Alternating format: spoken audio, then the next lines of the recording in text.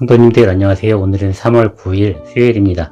오늘 우리에게 주시는 말씀은 레위기 6장 24절에서 7장 10절 말씀입니다. 오늘 본문에서는 속죄제와 속건제의 추가적인 규정을 말하고 있습니다. 24절에서 여호와께서 모세에게 말씀하시는 것으로 시작하고 있습니다. 모세에게 이르시기를 25절에서 속죄제의 제물은 지극히 거룩하다고 말씀하십니다. 그리고 이 제물을 잡을 장소를 말씀하시는데 그 장소는 여호와 앞 번제물을 잡는 곳에서 잡으라고 말씀하십니다. 번제물을 잡는 곳과 여호와 앞이라는 두 장소를 같이 이야기하고 있습니다. 번제물을 잡는 장소가 바로 여호와 앞이라는 것을 볼 수 있습니다. 여호와 앞에 드려지는 소제물은 거룩합니다. 속죄제의 제물 역시 거룩하기 때문에 여호와의 앞에서 잡아야 합니다. 26절 이하의 말씀을 보면 속죄제의 두 가지 형태를 볼 수 있습니다. 하나는 먹는 속죄제이고 다른 하나는 태우는 속죄제입니다. 먹는 속죄제는 제사장이 제사에 드려진 제물의 일부를 먹는 것입니다.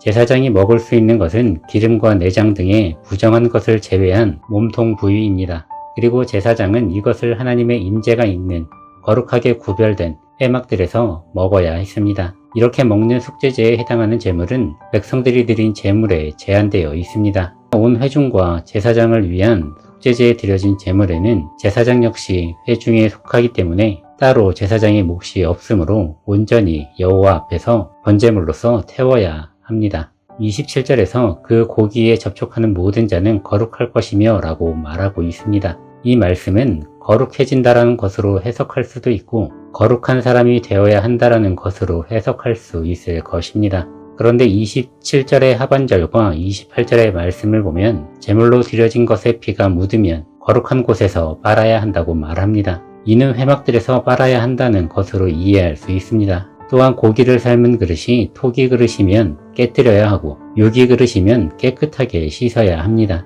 토기 그릇의 경우에는 피가 스며들어 완전히 제거할 수 없기 때문에 깨뜨려야 하는 것으로 이해할 수 있겠습니다. 이것을 보면 거룩한 것에 부정한 것이 접촉하면 부정한 것이 거룩해지는 것이 아니라 거룩한 것에서 부정한 것을 떨어뜨려야 하고 완전히 떨어뜨릴 수 없다면 깨뜨리는 것을 볼 수 있습니다. 성경의 곳곳에서 거룩한 것을 말할 때 부정한 것으로 거룩한 것에 접촉했을 때 징벌이 있음을 볼 수 있습니다. 따라서 거룩한 제사에 드려진 제물에 접촉하는 사람은 거룩한 사람이어야 합니다. 거룩한 사람이 여호와 앞에 나아갈 수 있기 때문입니다. 7장 1절부터는 속건제에 대하여 말하고 있습니다. 속건제를 지내는 방식은 속죄제와 같습니다. 따라서 제물을 잡아야 하는 장소 역시 여호와 앞 번제물 앞에서 잡아야 합니다. 차이가 있는 것은 피를 처리하는 방법에 있습니다. 속건제는 드려진 제물의 피를 제단벽에 뿌려야 했습니다. 속건제는 제단이나 성막을 오염시킨 죄를 위한 제사가 아니라 다른 이에게 제사상의 피해를 준 죄에 대한 것입니다. 따라서 속건제가 배상에 대한 성격을 가진 제사였음을 알 수 있습니다.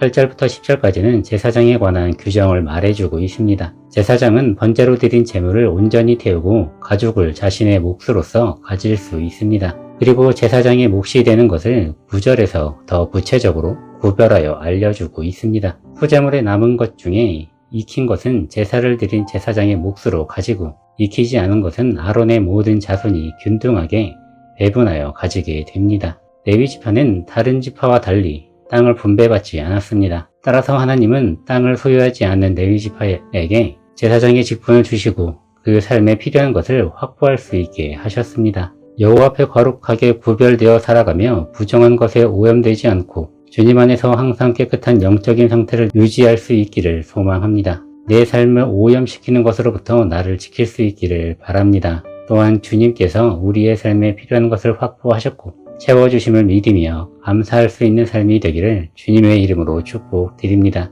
기도드리겠습니다.